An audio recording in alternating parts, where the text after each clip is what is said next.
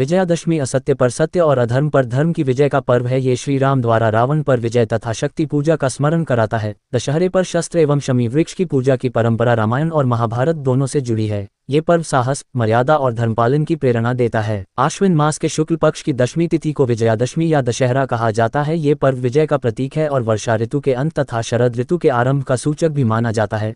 विजयादशमी शक्ति और मर्यादा का प्रेरणादायक पर्व है। इस दिन दो महत्वपूर्ण घटनाएं घटित हुई। भगवान राम की रावण पर विजय और मां दुर्गा की शक्ति साधना का पूर्ण होना। देवी पुराण के अनुसार राम और रावण दोनों ने युद्ध से पूर्व मां भगवती की आराधना की थी। मां शक्ति ने श्री राम को विजयी भव का आशीर्वाद दिया, जबकि रावण को केवल कल्याणमस्तु का वरदान मिला। इसी कारण श्री राम ने विजय प्राप्त की। भारतवर्ष में इस पर्व पर मां दुर्गा की पूजा के साथ साथ शस्त्र पूजा की परंपरा प्राचीन काल से चली आ रही है। भगवान राम सूर्यवंशी थे, इसलिए विजयादशमी पर उनका पूजन मध्याह्न काल में करना शुभ माना जाता है। भगवान राम ने दशहरे के दिन ही रावण पर विजय प्राप्त की, तभी से ये दिन असत्य पर सत्य की विजय का पर्व माना जाता है। विजयादशमी पर अनेक पूजन कार्यों को करने का विधान है, जैसे मां दुर्गा की प्रतिमाओं का विसर्जन, नवरात्रि का पारण, अपराजिता देवी का पूजन, शस्त्र पूजा और विजय यात्रा, शमी पूजन, श्री राम की आराधना, नीलकंठ पक्षी का दर्शन, रावण दहन। दशहरा शब्द का अर्थ दशहरा दो शब्दों से मिलकर बना है। दश अर्थात 10 और हरा अर्थात हार गए। दशहरा पर्व रावण के 10 अवगुणों काम, क्रोध, मद, लोभ, ईर्ष्या, लालसा, दुराचार, अहंकार आदि के नाश का प्रतीक है। शमी वृक्ष का महत्व। दशहरे पर शमी वृक्ष की पूजा विशेष महत्व रखती है। रामायण और महाभारत दोनों में इसका महत्व वर्णित है। अज्ञातवास के समय अर्जुन ने अपने दिव्य धनुष बाण शमी वृक्ष में छिपाए थे।